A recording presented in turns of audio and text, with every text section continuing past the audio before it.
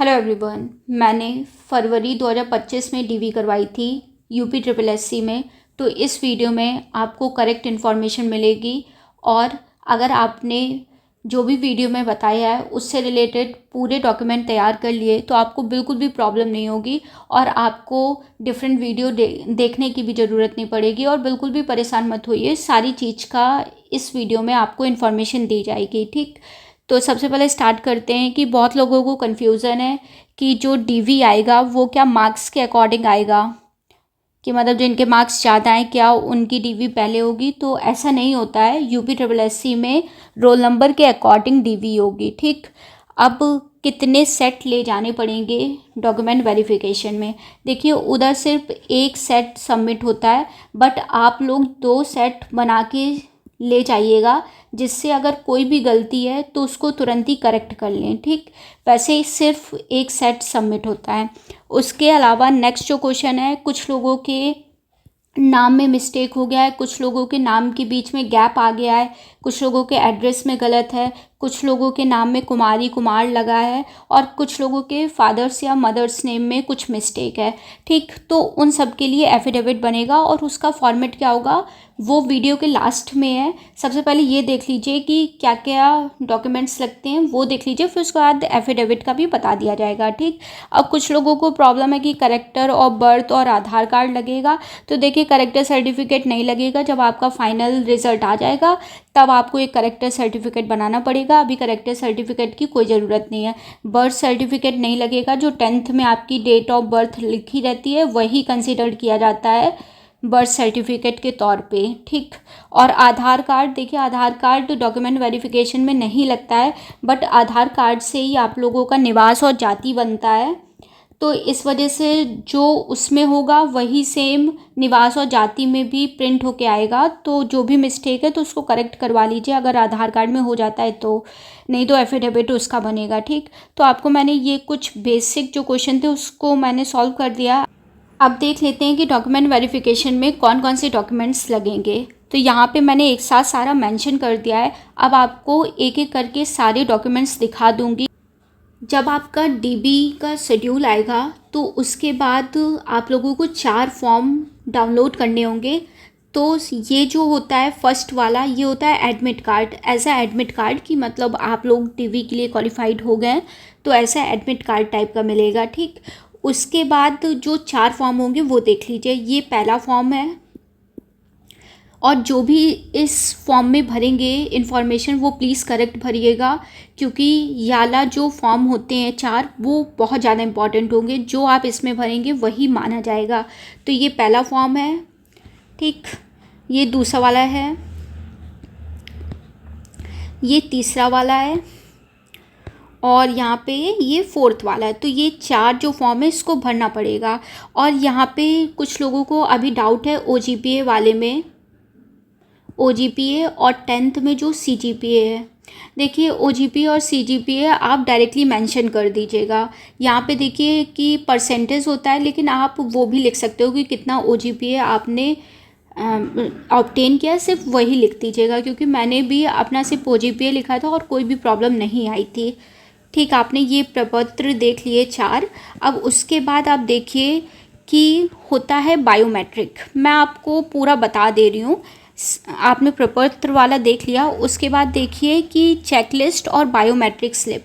तो ये जो आपको स्लिप मिलेगी वो आपको डॉक्यूमेंट वेरिफिकेशन के दिन मिलेगी। ठीक, सबसे पहले आपको आपका बायोमेट्रिक होगा और फिर आपको एक चेकलिस्ट मिलेगी। चेकलिस्ट देख लीजिए, वो भी ऐसी मिलती है। एक पेज होता है जिसमें आपको फिल करना पड़ता है। ये फ्रंट पेज है उस चेकलिस्ट का और ये बैक पेज है। तो ये आपको डॉक्यूमेंट वेरिफिकेशन के दिन मिलेगी। तो इसके लिए टेंशन मत लीजिए।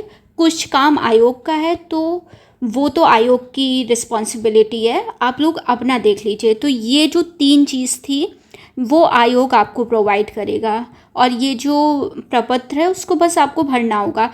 अब आपका क्या रोल है, आपकी क्या रिस्पॉन्सिबिलिटी है, उस पर आप अच्छे से करके जाइएगा, जिससे कोई भी प्रोविज़न लिख के ना आए। तो अब बात करते हैं कि आप लोग को कौन से अपने डॉक्यूमेंट्स को अच्छे से तैयार रखना है।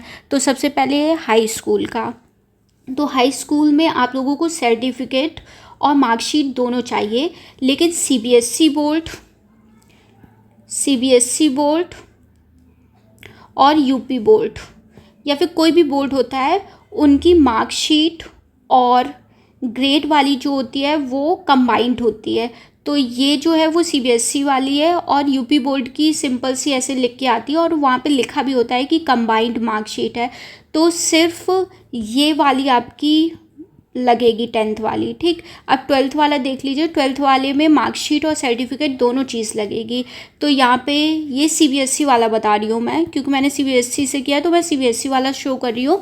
यूपी बोर्ड वाले आप लोग थोड़ा सा आइडिया ले लीजिएगा कि क्या लगेगा। पर ये मैं आपको बता दे रही हूँ कि 12th में जो है वो मार्कशीट और सर्टिफिकेट दोनों चीज़ लगेगा। 10th में क्या होता है कि मार्कशीट और सर्टिफिकेट कंबाइंड होते हैं, तो उसके लिए सिर्फ एक रहता है।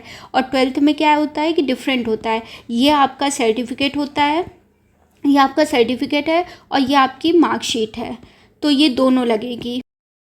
अब बात करते हैं ग्रेजुएशन वाले की।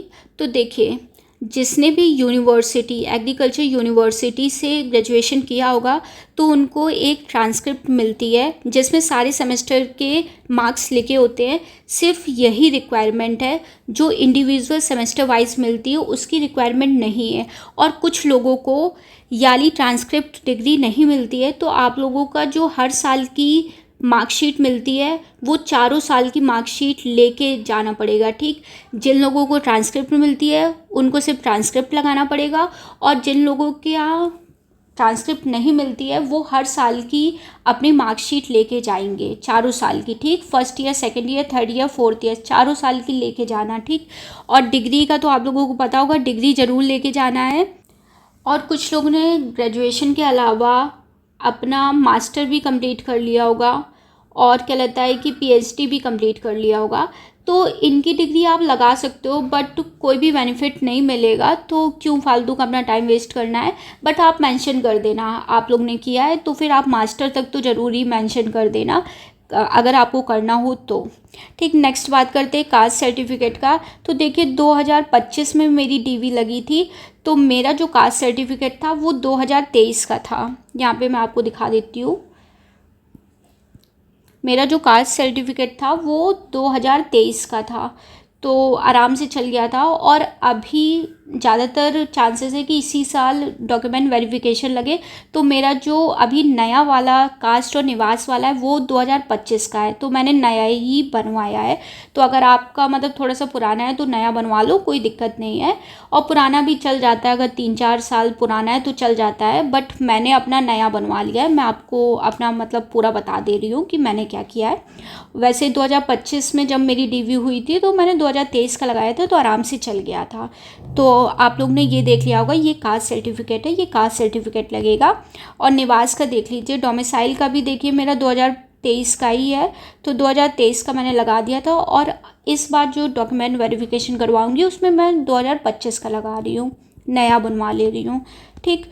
तो ये सारा कुछ मैंने आपको बता दिया। 10th 12th ग्रेजुएशन, निवास और जाति, ये मेन डॉक्यूमेंट्स है, ठीक। अब उसके बाद करते हैं एफिडेविट की बात। देखिए, जिनके भी नाम में मिस्टेक है, ठीक, स्पेलिंग में मिस्टेक है, आई और ई वाली मिस्टेक होती है, जैसे कुछ लोग सीता लिख देते हैं, कुछ लोग सीता लिख देते हैं, तो यही मोस्टली मिस्टेक देखी जाती है। तो इसके लिए एफिडेविट लगेगा। और फादर्स के नाम, फादर और मदर के नाम में भी मिस्टेक है तो उसमें भी एफिडेविट लगेगा। और कुछ लोगों का, जैसे कुछ लोगों का 2 नाम मिलके एक नाम बनता है लेकिन उसके बीच में कुछ लोग गैप कर देते हैं धोखे से, तो उसके लिए भी एफिडेविट लगेगा, ठीक। और कुछ लोगों का कुमारी कुमार लग गया है, कुमारी कुमार लग गया है, तो इसके लिए एफिडेविट नहीं लगेगा। इसको माइनर मिस्टेक कंसीडर किया जाता है, इसलिए इसके लिए एफिडेविट नहीं लगेगा।